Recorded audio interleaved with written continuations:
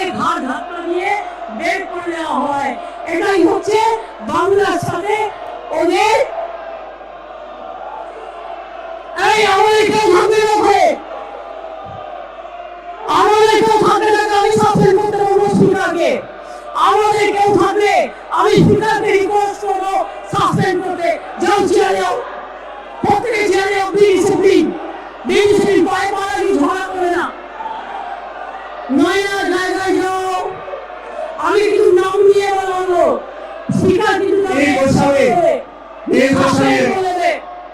যারা বলবেন না আমি অনুরোধ করবো সাসপেন্ড করতে, সে আমাদেরই হোক আর ওদেরই হোক। যারা বসবেন না, হাউস চলতে দেবেন না, তাদের সবাইকে সাসপেন্ড করুন।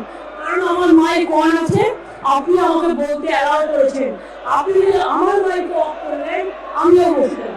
কাজে যারা দাঁড়িয়ে আছেন বসে যান।